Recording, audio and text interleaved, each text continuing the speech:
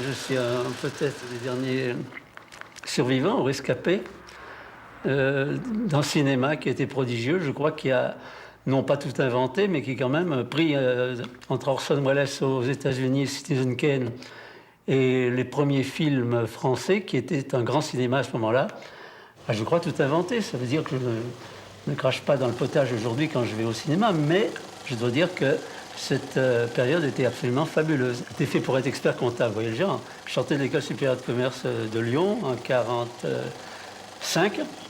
Et en 1946, après avoir fait une thèse, quand même, j'étais un peu malin, sur l'industrie cinématographique, mais vue sur l'angle économique.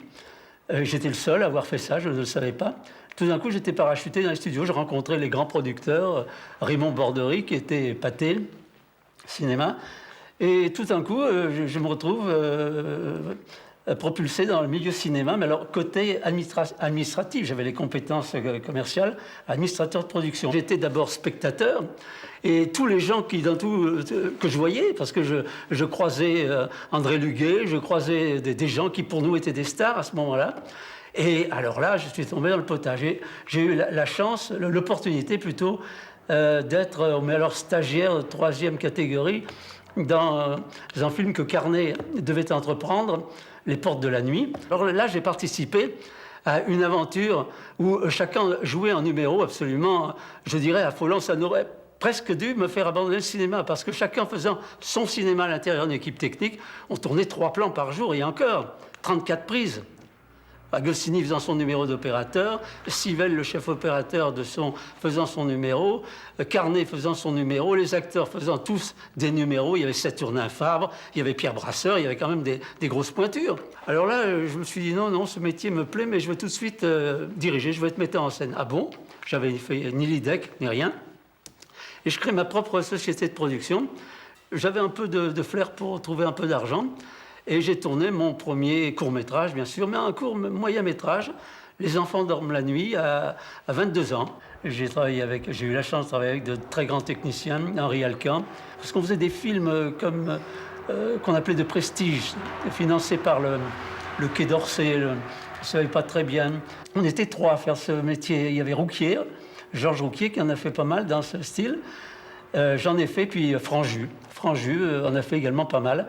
Et je suis devenu producteur de Franju. On a terminé Le Sang des bêtes. Enfin voilà. Donc le court-métrage était brillant ce temps-là. C'était une école. On ne faisait pas du court-métrage parce qu'on ne pouvait pas faire du long-métrage. Alors double coïncidence, c'est que c'est ce nom, je n'avais jamais entendu parler.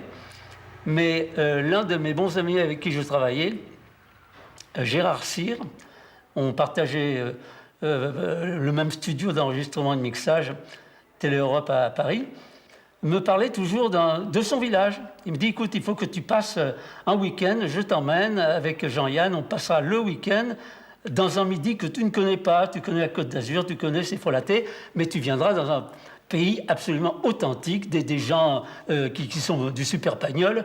Il faut que tu viennes. Et on n'a jamais pu se mettre d'accord ni sur les dates, etc. Et il est mort rapidement. Et puis, quand j'ai acheté la maison ici à Cessenon, je visite dans les villages le cimetière, parce que c'est un endroit où on trouve des vestiges d'une société qu'on n'a pas connue.